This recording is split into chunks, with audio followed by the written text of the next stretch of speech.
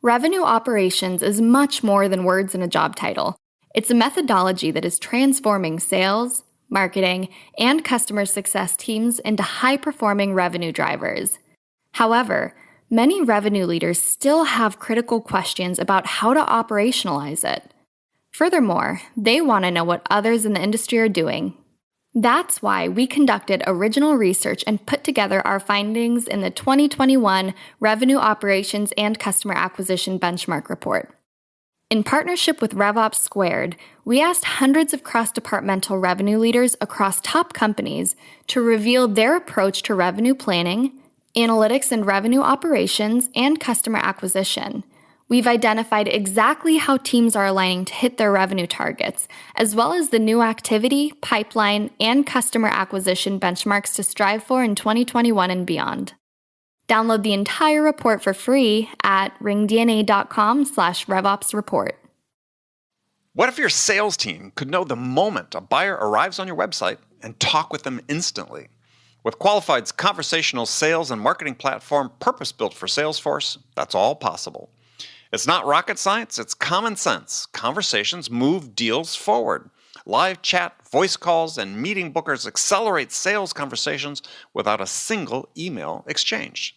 Capture prospects in that magic moment when they're most interested in learning about your business. Head on over to qualified.com to chat with their team and learn more.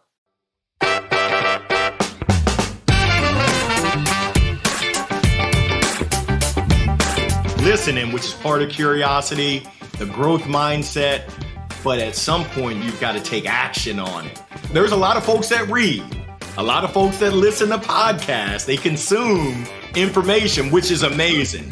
I encourage them, keep that up. And in addition to that, transfer it into action. If you read and you keep doing the same thing, you're really missing out on that opportunity to really expand, to grow, to experience new things. And even if you are not successful, some people call that failure. As long as you're failing forward, ain't nothing wrong with that.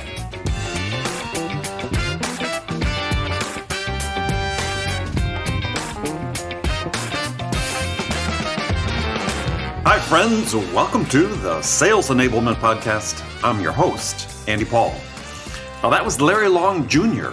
Larry is the CEO, which he calls the Chief Energy Officer, and keynote speaker at LLJR Enterprises. He's a sales speaker, keynote speaker, motivational speaker. And in our conversation, Larry brings the energy as we dive into the topic of sales mindsets. And what are the mindsets that sellers need to bring to their selling each and every day? We also dig into the topic of sales coaching. When I first met Larry, which was a couple years ago at a reception held the night before a conference that I was speaking at. I don't know if you remember those live get-togethers, conferences. But anyway, when Larry and I first met, we somehow got on the topic of sales coaching, and I was struck by his mindset about how he coached his sellers. And I immediately thought, wow, Larry really understands what the purpose of coaching is and how to do it.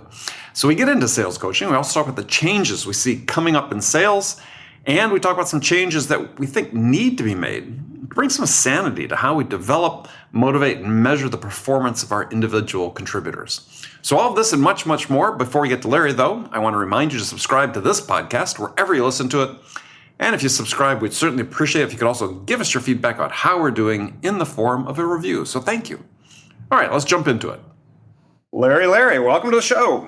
Come on, Andy. Thank you. Oh, I'm honored and privileged to be here with you. Well, I'm honored and privileged to have you here. I mean, I don't know. We met at a conference a couple years ago, and I thought, wow, I need to talk with Larry some more. Oh, man, the feeling is mutual. I still remember downtown Durham. It was actually the pre-party. It was the evening before. I remember the conversation we had, and then seeing you on the main stage, I said, goodness gracious, this guy is royalty. Yeah, I don't know about that. Maybe I have a very small country.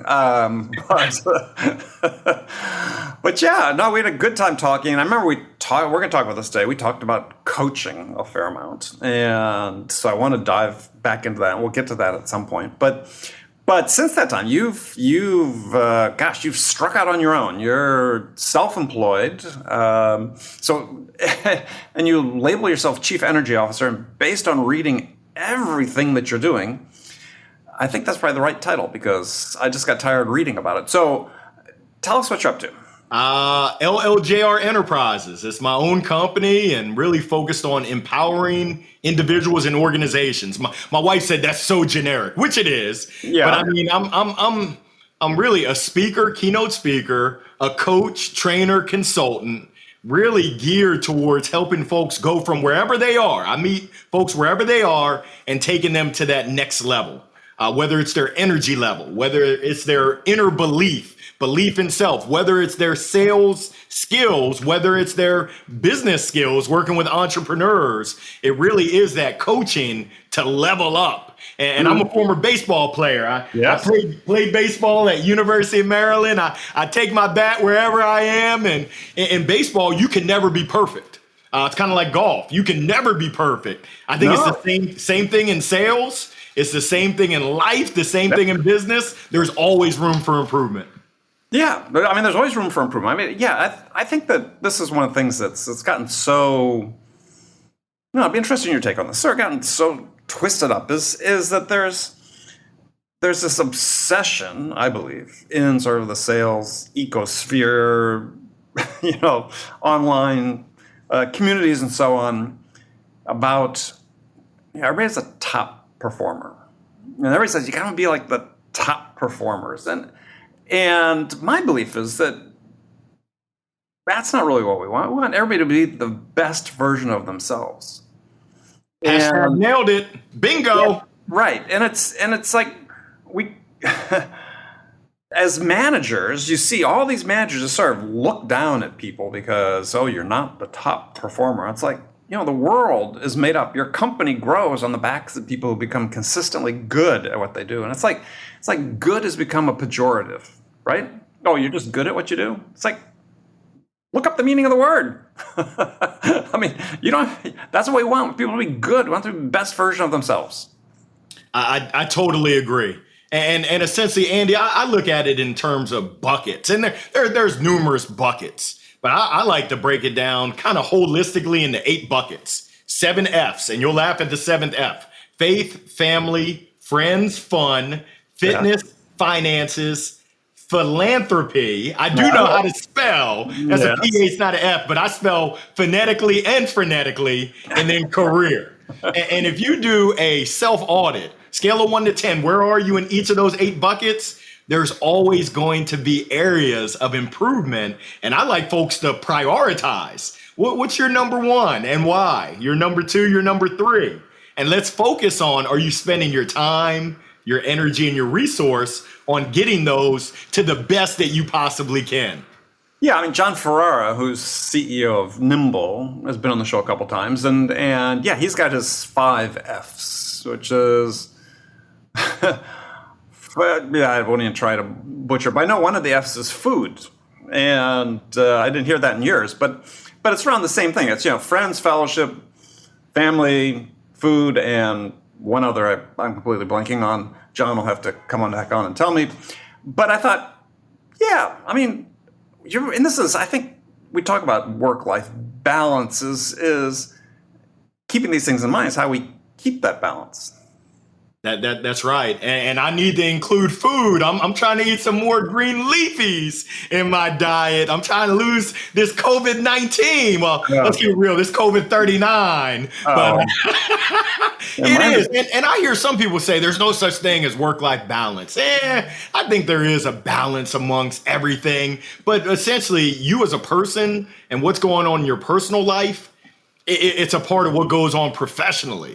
And I'm a big believer, if your cup is empty, you're not getting sleep, you're not eating the right things, you're not moving, getting some sort of workout in, it's going to be tough to be the best you that you can be when you come into the office. Now I'll say these virtual 4 walls of the office. Well, which has made some of that harder, right? For sure. Well, for some people, it's made it easier because, they're not commuting and doing some of the other things. But we're going to get back to that topic about future work and so on, because I think this is especially the message you're spreading. It's like, yeah, future work may be different than I think what a lot of people think it's going to be. But you talk about mindset, the importance of mindset. So how are you classifying mindsets? You're saying, what's the mindset a seller needs to have, or what's the mindset you need to have just to become the best version of yourself? Yeah, I mean, a lot of it is that self-belief. I'm going to rewind back.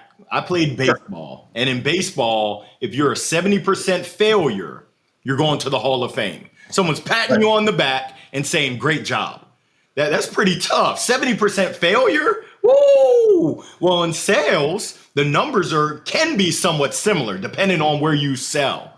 If you're a 70% failure and you've got a 30% close rate, you could be getting patted on the back and given a big commission check. That takes a special mindset, a special perspective to be able to brush off the unsuccessful attempts. And essentially, I forget who it is. It might be Zig Ziglar. I'm probably wrong, but essentially success is being able to go from failure to failure without losing enthusiasm. It's a quote along those lines. The most successful people that I've seen, and this is just my experience, are truly able to execute on that. We all know that. We all know that if I strike out in my first at bat, I need to come back in my third at bat as if nothing happened. But most people, they're still dwelling on that first at bat. It's like, no, move on to this prospect and give them all that you've got with a positive. I'm a big fan that positive attitude is contagious and it makes a world of difference. I think that that's one of my superpowers, is even in the face of adversity, being able to look for the positives, look for that perspective of what's good, what's great, and what's wonderful. Well, yeah, I mean, I think that one of the things you have is you have perspective, right? I mean, I think that that's really sort of the thing that we miss teaching people is perspective. And I was just searching for this quote here, which is one of my favorite quotes. It's from a gentleman named Paul Tillich, who was an American philosopher and theologian. And I saw this quote, decades ago, early in my career, and it just stuck with me, and I cut it out. It was on my refrigerator for almost decades. And the quote is, "The awareness of the ambiguity of one's highest achievements, as well as one's deepest failures, is a definite symptom of maturity." And it's like, that's it, right? It just struck me. It's like, you got highs, you got lows. They're never as high as you think they are. They're never as low as you think they are. And keeping on that perspective helps you move from one thing to the other. Spot on. Keeping that happy medium. Because I tell you, this 4-letter word we call life, it's a game. When you think you're on top of the hill, boop, boop, it'll knock you down. And sometimes when you think you're down, you're not really down. You say, oh, it can't get any worse. Ooh, just wait, it can. How do you keep that happy medium? Then when things are going bad, hey, there's light at the end of the tunnel. This is a chapter, and there's a reason for this season that I'm going through this. And my question is, what are you doing? Are you taking notes and learning? Or are you learning from this time that might be unsuccessful? When you're having success, are you still taking notes and learning and staying on the ball, staying on your grind and not just coasting like, ooh, I'm good. Everything is awesome. Well, hey, just around that corner, there's a challenge called COVID. Are you ready? Uh-oh. A lot of people got 18 months ago, 19 months ago, a lot of people they got blindsided. I mean, I think that, you talk about the importance of the 8 F's, that's what moves you forward, right? Is when you say things are never as bad as they appear to be, well, it's true to some degree, right? I mean, people, very unfortunate situations over the last 19, 20 months, even well before that. But yeah, in general, I mean, if you're in sales, losing an order, losing a deal is not one of the worst things that's ever going to happen to you. So true. It's that perspective.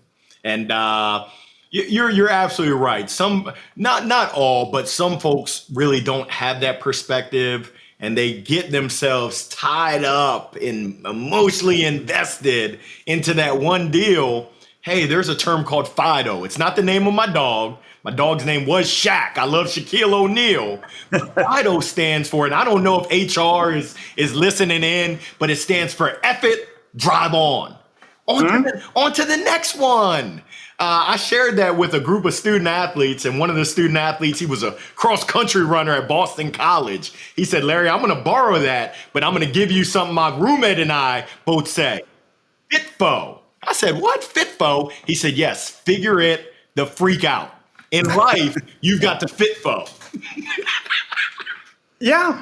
Well, I mean, that's sort of your adaptability in the midst of uncertainty is really, I think, what separates people who are most successful in life or consistently successful in life. And doesn't mean, with the greatest financial awards or greatest success in sales, we're talking about in life, is the people that can adapt to changing circumstances. And, one of that, changes is, in the environment you work in sales, nothing stays the same. So to your point earlier, as soon as you think you've got it figured out, you're going to start losing. Right? You're going to start missing it because the world's changing around you. As soon as you think, I've got it, it's different. And so, as Darwin said, it wasn't survival of the strongest. It was that evolution was about. It was about survival of the most adaptable. So true. So true. And Andy, I'm going to take you on a journey. I was born in Baltimore. My parents worked for Department of Veterans Affairs. So I've lived in Grand Island, Nebraska, Danville, Illinois, Tuscaloosa, Alabama, Coatesville, Pennsylvania, and Columbia, Maryland. When you move, and my favorite song, it was, the most popular song my mom used to sing was Make New Friends, but Keep the Old. One is silver while the other is gold. When you got to make those moves, you learn to be flexible. You learn to be adaptable and how to interact with different folks, how to be the new kid on the block. Kids can be, savage. And essentially being able to have that instinct, being able to have that experience in the sales world, because like you said, it's always changing. I mean, essentially, I think it was Robert Herjavec, one of the Sharks, said that we're starting to see, and this was 5 years ago. I was 6 years ago. I think I was still working at Channel Advisor. He said, we're starting to see changes in technology just accelerate. Before it was 18 months. It was 24 months. Now we're starting to see changes every 6 months. And I would say that now we're starting to see changes every 2 to 3 months, maybe even 2 to 3 weeks. The game is changing. And those folks that stay on the bleeding edge, they stay ahead of the game and not just kind of stuck in their comfort zone, are the ones that I'm seeing thrive. I've been so fortunate to be able to coach different sellers, and I just see the ones that kind of get the bigger picture. They're not just laser focused. You got to have focus, but they're not just so laser focused that they miss what's going on around them, and they're able to play chess while other people are playing checkers. Uh-oh. Yep, got a good statement. I can see that in a speech now when you're up on stage. So, I think that's right. But it speaks to, I think, a perspective, which is something that, I don't know, I picked up early in life. I don't know, from my family or from early boss or something. But I encourage people to read widely, right? Consume information widely. I still think reading is the best way to do it, but and it's the best way still to learn. But nonetheless, is that you have to be interested in way more than just what's right in front of you. And this comes in handy all the time. I mean, I can't remember the number of times in my career in sales where I spent a lot of time overseas, selling internationally, and the ability to have conversations with people about things that are interesting to them, because I sort of knew from reading and staying informed and seeing the bigger picture, really paid off. Oh, so true. I'm reading a book right now, 3 Feet from Gold. And the one line that really stood out is 5 years from now, you're going to be the same person you are today, with the exception of the books you read, what you consume, as well as the people that you've met, those relationships. those conversations. I used to drive Uber and Lyft and make a little bit of spare change on the side. That was my gambling money, my golf money. And I can tell you, if you ask the question and then you listen, everyone's got a story. And everyone, not everyone, most people, if you ask the right question, they'll share with you things that you never would have imagined. The journeys, the adventures, the relationships, the experiences. It's absolutely amazing. I love that word that you use, being interested, being curious, and learning from others and not just believing your own hype. Yeah, well, as the youngest of 4 kids, I was disabused of that notion of believing my own hype. So that sticks with you, right? When you're the butt end of older siblings. But yeah, I mean, I think that the whole arc of someone's success, I believe, can be traced to their curiosity and their desire to understand things that are new. I mean, I looked at my own career as involved in deeply technical sales, selling to large enterprises and corporations around the world, and it's like, I mean, I was a reasonably smart guy. I could understand the product to a certain level. I certainly wasn't technical, but it's just being curious to learn more about my customers and the people I met and being interested in them, because you said they all had stories to tell, and some of those stories maybe initially perhaps didn't really relate to what we were talking about work-wise, but there was a power and a connection that came from that. So true, so true. And I would say, in addition to the curiosity, it's the listening, which is part of curiosity, the growth mindset. But at some point, you've got to take action on it. There's a lot of folks that read, a lot of folks that listen to podcasts, they consume information, which is amazing. I encourage them, keep that up. And in addition to that, transfer it into action. If you read and you keep doing the same thing, you're really missing out on that opportunity to really expand, to grow, to experience new things. And even if you are not successful, some people call that failure. As long as you're failing forward, ain't nothing wrong with that. Yeah. Well, I just posted something on LinkedIn last week because I said the opening line was, failure is the price of admission to success. I mean, you're not going to succeed unless you fail first. And everybody hears the word fail and they think like you're broke, you're bankrupt, you're living in your car. It's just, there's ups and downs. And as I mentioned earlier, it's this ability to be able to weather the ups and downs, understand that they're not an indictment of you personally, but just perhaps a signpost of where you are in your life. You'll get through. That's right. Embracing it and realizing it's going to come and being ready for it and prepared as best as you can and realizing, hey, this is just another chapter for me to learn, a story to tell. I mean, some of my grandest failures, quote unquote, going to minor leagues with the Dodgers and the Red Sox and them telling me, hit the road, Jack. Don't let the door hit you where the good Lord splits you. I mean, it sucked at the time, but looking back at it, hey, that made me more resilient. It made me realize that I got out of my comfort zone. I gave it one last shot and it just wasn't meant to be. Oh, well, Fido. Well, yeah. I mean, we're not all going to be the best at everything or even, professional caliber at everything we do. I mean, oh, well, it doesn't mean you can't enjoy doing it. I mean, I'm a horrible golfer. I really enjoy playing, and that's fine, right? I get the enjoyment out of it. But it's not the thing. It's not the thing that I invest my emotional energy into. The things I invest my emotional energy into, I try to do better. You came to the wrong person. I'm Tiger Woods. I don't know if you did your research, but I'm Tiger Woods' cousin. Yeah, I'm his long lost cousin. They call me Larry. Long lost cousin. Yeah, Larry hit it in the woods. Yeah, I have a good friend who's got this great saying, and it applies to life, sales, as well as golf. He says, there's no tee shot so good it can't be screwed up by a bad second shot. And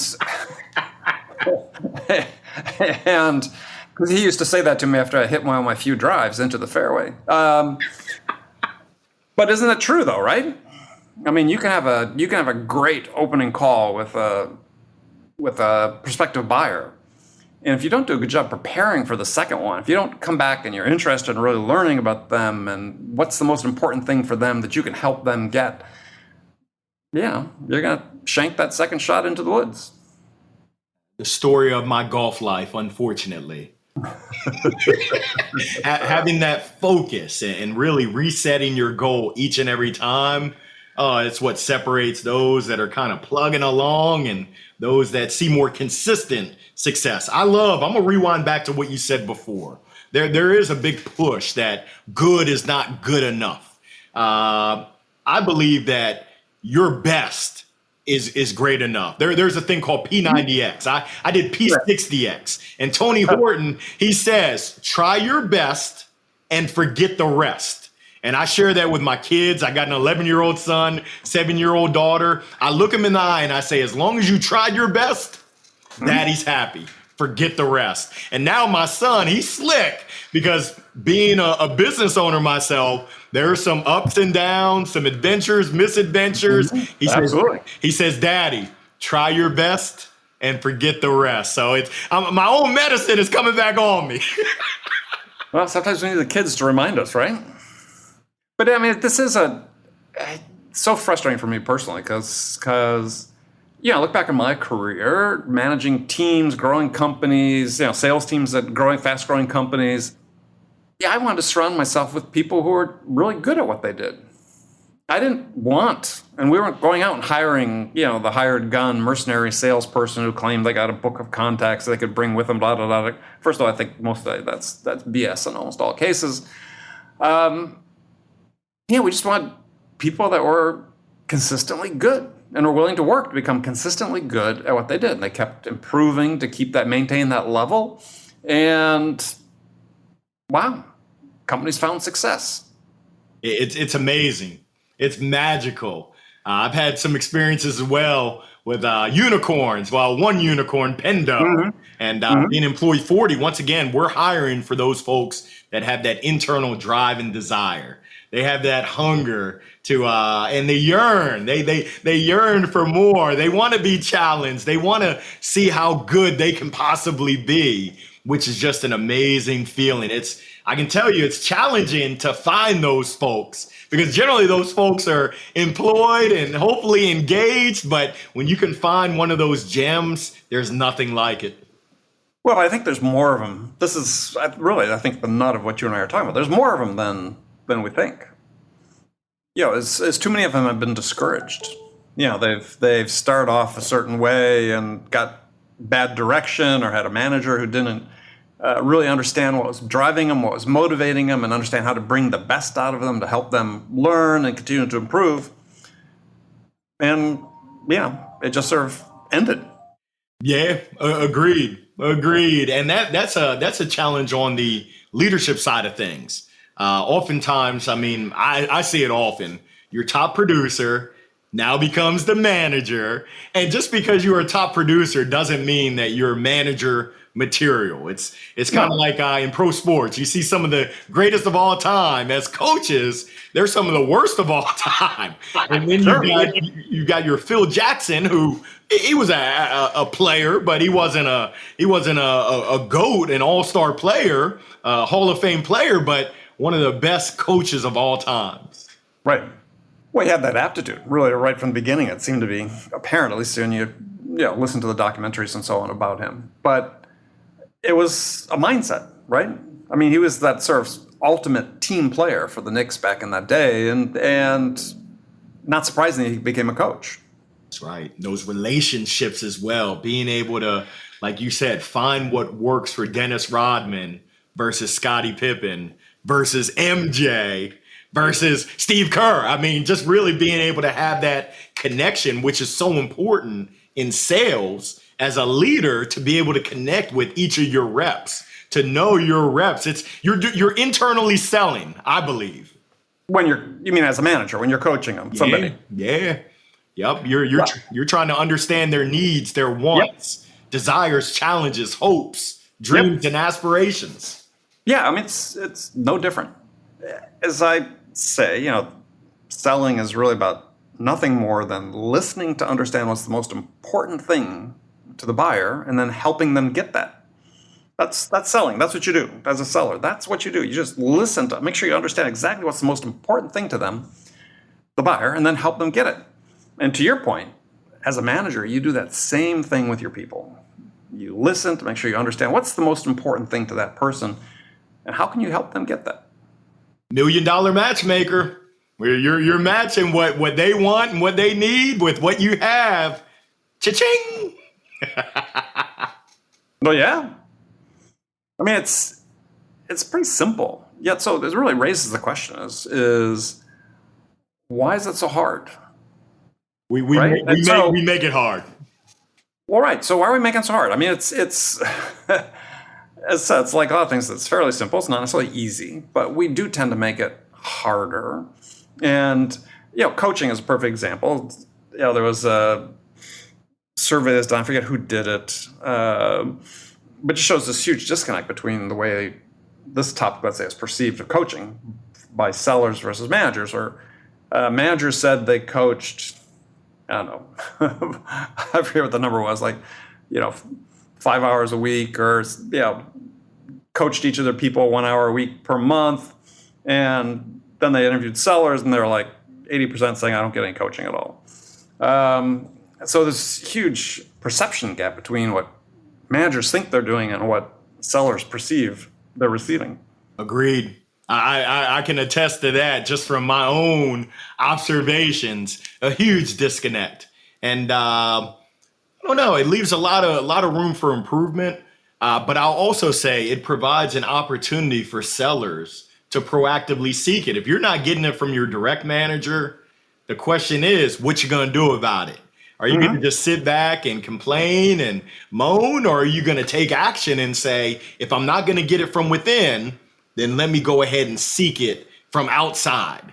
Let me go ahead and let my manager's manager know that I'm not receiving what I need. And if they make a change, that's great. If they don't, hey, you got to do what you got to do. You got to you got to figure it the freak out, because I'm looking for folks that are proactive. If you just sit back, it's not like the Field of Dreams. If you build it, they will come. No, you better go out there and get it. You show me that you're hungry. I know I'm not going to sit back and wait for someone to put food on my table. I'm going to go out there and actively seek. I'm going to actually be out there putting in that hard rowing to get to where I want to get to. So that is the question from my perspective. That is the question. What are you doing to take control and to take ownership of your growth, of your development to get to that next level? Agree, 100%. But let me ask the question. Are companies doing enough? Oh, you already know the answer. What are you, a lawyer? Come on, Andy. Let's go, AP. Of course not. In a perfect world, they are. And I'm not going to discount it. There's some companies that are doing an absolutely amazing job. But just once again, from my observation, the majority, more than 50% of companies, they're missing the mark. And they continue to miss the mark even when the data shows you're missing the mark. I've been blessed to be an advisor with RepView. Essentially, it's providing a data-driven approach to reviews of sales organizations. Right. And you can look at the feedback, and the numbers don't lie. I mean, you can say, oh, you can finagle the data. Yeah, you're absolutely correct. But when you're seeing a track record and a trend that your organization, the culture, the training, the development, the leadership is lacking, there's probably a problem there. And unfortunately, we're seeing that more times than not. Companies are just missing that mark. Well, but what seems to be happening, though, is that certainly, some of those companies, I'm sure, SaaS companies, tech companies, they say, well, as long as we grow at a certain rate, really don't care. Yeah, it all comes down to your priorities. I work for an organization called Intuit, and they said our number one priority is our people. Mm-hmm. And not only did they say it, but they backed it up with their actions. We're going to take care of our employees, and we know that that's going to take care of our customers, and we know that's going to take care of our shareholders. That was their true north. A lot of Right. a lot of companies, they say the right things, but there's a saying, your actions speak so loud, I can't hear what you're saying. So yeah, a lot of One of my companies, favorite quotes, yeah, through their Ralph Waldo Emerson. Sorry, what's that? through their actions, that's all they care about is that bottom line. And hey, that's our employees. That's collateral damage. Oh, yeah. Yeah, I mean, and we're seeing that in pretty widespread in sales these days. I mean, there was a survey that came out from Uncrushed saying that 75% of sellers report being stressed or extremely stressed. Something's fundamentally wrong with the way people are being managed and developed if that's the case. And you can't blame it all on COVID. I mean, certainly an aspect of that's COVID, but if you have 3/4 of people in one large segment of a profession saying, I feel like I'm at the end of my rope, that's hugely problematic. And it's an indictment, first and foremost, of management, culture, lack of leadership, and so on. Yeah, we can all look in the mirror and ask ourselves, what are we doing to change that? And I use a little acronym, MBS, mind, body, and soul. A lot of times we don't really talk about that when it comes to our sellers. How are you feeling? How are you doing? How are things? Now, let's take the numbers out of it. Let's take the deals out of it. But how are you as a person doing? Right. And then listening. Sometimes, oh yeah, okay, all right. So let's get into this deal. What are you going to close this quarter? It's like, people are smarter than that. They can smell BS from a mile away. And I think, Andy, we're going into this time. I've heard it called the Great Resignation, where folks are saying, not only am I at the end of my rope, but guess what? I'm going to take action. I'm out of here. And I'm seeing folks that aren't just leaving organizations, but they're leaving sales altogether. It's like, ooh, like you talked about the numbers before. That's tough. That's not a good thing right there. Well, no. Yeah, I mean, Jeff Risley at the Mental Health Sales Health Alliance brought this up. I know you did a webinar on it, I think, last week sometime about this. Yeah, interesting that this phenomenon really develops because, it's. I think there's all this enthusiasm about working remotely in sales and blah, blah, blah, blah, blah, which I think is really misplaced because I think most salespeople, at least based on my conversations, once you dig beneath the surface, they want to be back together with their peers. It's how they learn. And one of the predominant things, that's how they learn, right? Because they're sharing. You say, do that on Slack, do that on Zoom call, do that. It's like, it's not the same. We all know the same. It's, these are human beings we're dealing with. And technology does certain things well, but this is not one of them. And you can make an argument on both sides, I know, for companies to say, let's bring people back. Let's make them come back, get vaccinated, come back.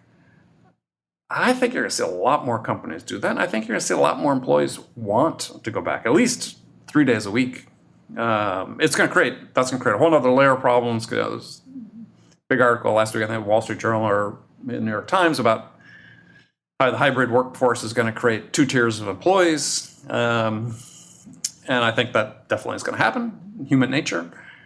But I think the desire is there to be more. But I think what we have is a lot of CFOs saying, oh man, we're going to save a bunch of money. So, we don't need all these offices. We don't need people to come back in. We don't need people to travel to see customers.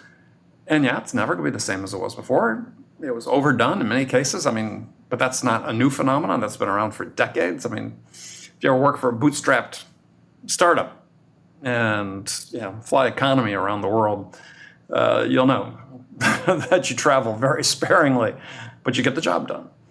So, I mean, I think that long story short, I think people want to get back. And I think this is one of the things perhaps that's holding sales back, and I say it's broadly sales, is people are missing this interaction, this casual interaction that helps them learn.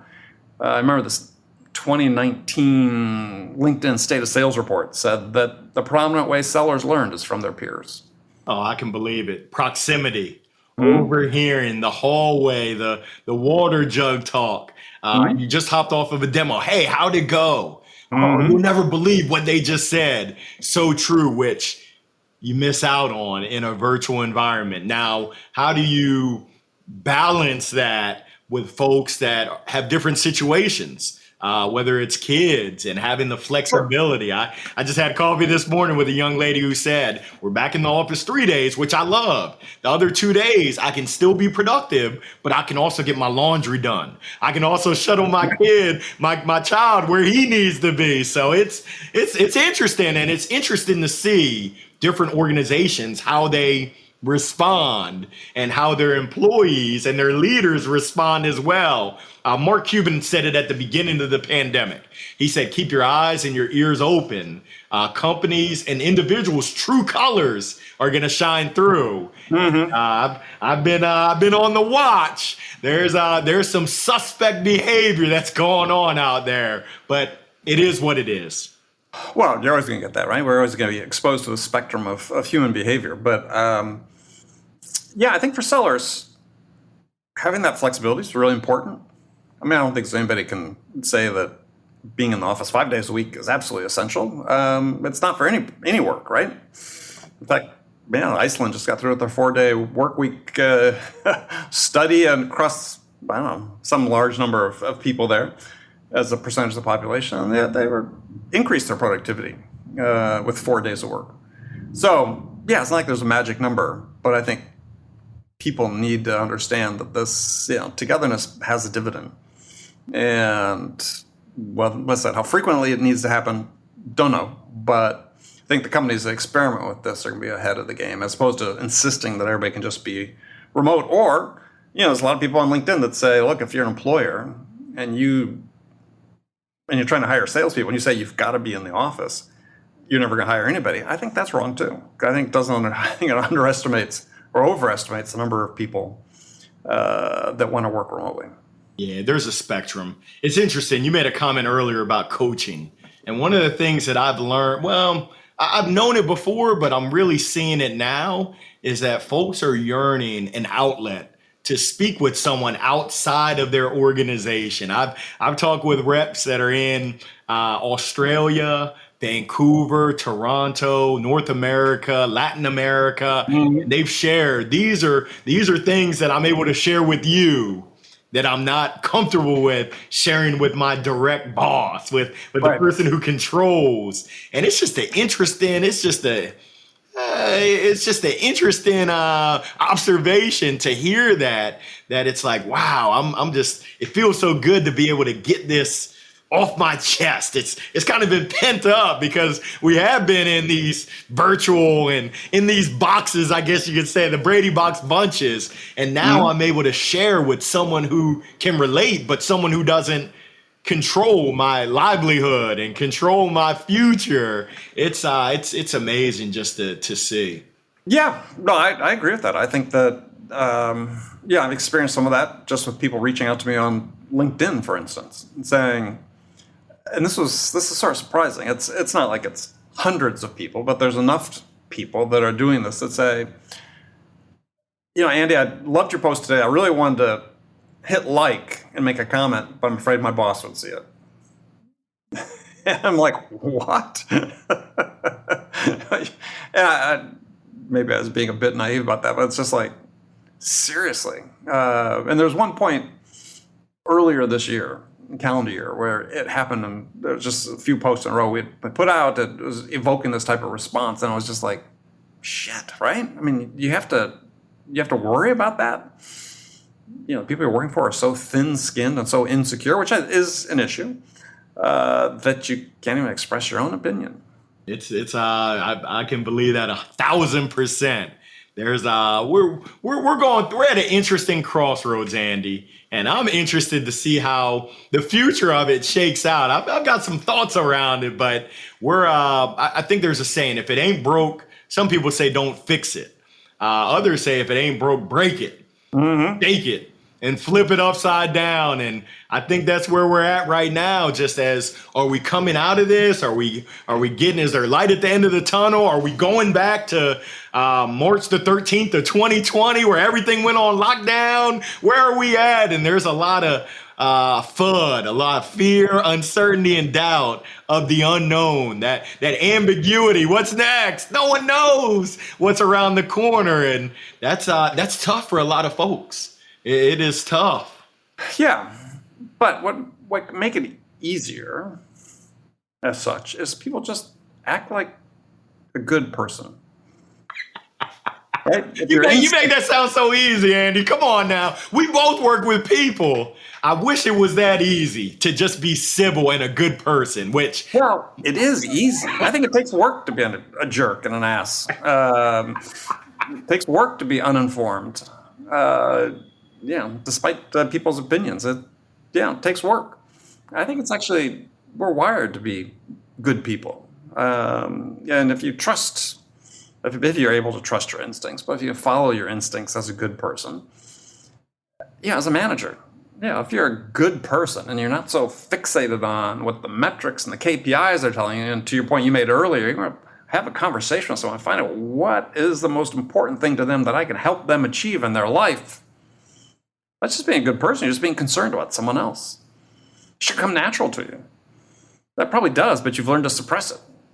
And because you think you're wearing this hat or this mask, that you're in this role, right? I mean, to me, one of the sort of issues from a perspective standpoint that negatively affects people's ability to sell is they view it as a costume they put on, as opposed to who they are. And the manager's the same way. I've got to be this person that's so fixated on KPIs, and I sort of forget about the people. That's right. I can't be authentic. I can't be myself. There were always three things that I looked for when I was leading teams. Number one, hitting numbers. We're there to accomplish business objectives, or we won't be there. Number two, to help my folks to learn and grow. And one of the best ways is to learn and grow myself and share what I'm learning and growing with others, and then encourage them to do the same. It's like that little game. You keep your droplets to yourself, but you pass on that knowledge to others and the impact it's making on you. And then number three, I hope we don't forget this, is have fun. Life is meant to be enjoyed.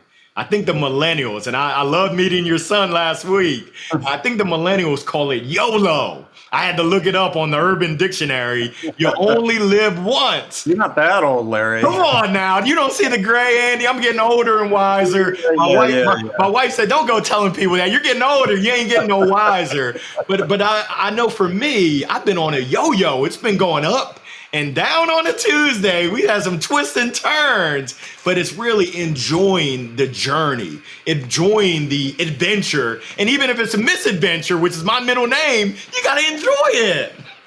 Yeah. Well, I was reading the review in the New York Times last week of a new book on sort of time management that came out. And the book is called 4,000 Weeks. And the point is, that's the average lifespan of a person in the U.S. Wow. Don't sound much when you say it that way, does it? And so if you think about all the time we waste worrying about things we can't control, not enjoying the things we can, 4,000 suddenly starts seeming like a really small number. Yeah, that's great perspective. I love it. I've heard other folks talk about you're living your dash. And as time goes on, your dash gets a little bit smaller. For me, 1978, I'm living my dash. And who knows? I don't know when my finish line is going to come. So I just try to carpe diem, seize the day. I met a gentleman who had carpe diem tattooed on one arm. He had carpe noctem tattooed on the other. I said, I'm too old to be seizing the night, but I can seize the day.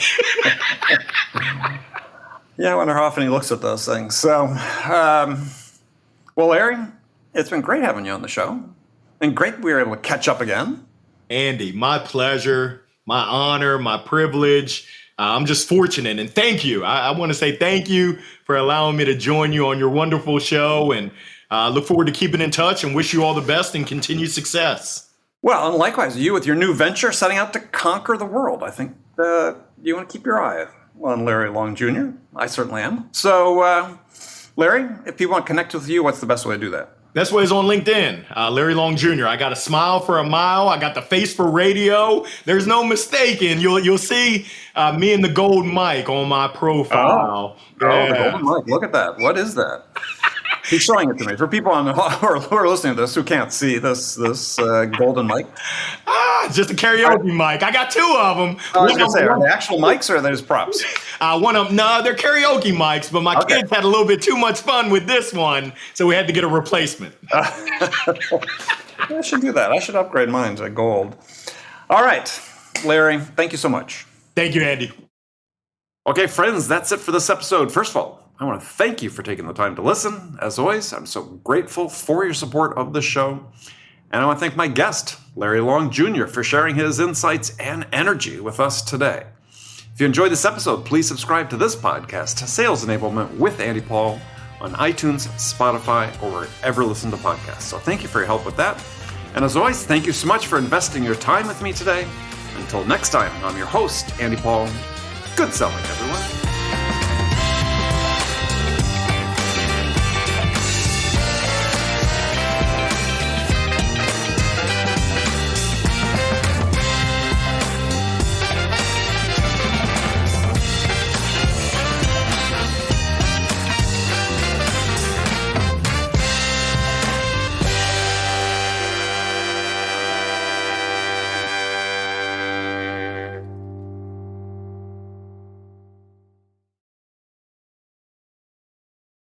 Hi, friends.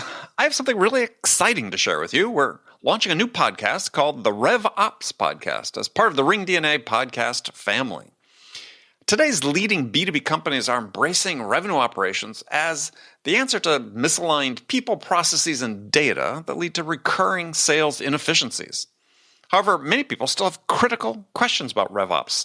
What processes and tools do I need? How do I structure my team? How do I measure outcomes across sales, marketing, and customer success? And what are the best practices for doing that? So join Jordan Henderson, Jonathan Stevens, and Brandon Redlinger, and some of the world's leading revenue operations leaders as they tackle the important questions many of you face today when building a RevOps function. From ringDNA, the company that transforms sales teams into high-performing revenue drivers, comes a podcast guaranteed to go beneath the surface-level conversations and dive deep into the world of RevOps. Your hosts deliver unfiltered, thought-provoking discussions and actionable takeaways on every episode about the ideas, processes, and technology changing the B2B sales landscape. Visit ringdna.com/RevOps to learn more or subscribe now on your favorite podcast player.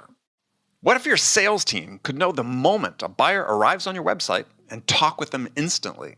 With Qualified's conversational sales and marketing platform purpose-built for Salesforce, that's all possible. It's not rocket science, it's common sense. Conversations move deals forward. Live chat, voice calls, and meeting bookers accelerate sales conversations without a single email exchange. Capture prospects in that magic moment when they're most interested in learning about your business. Head on over to qualified.com to chat with their team and learn more.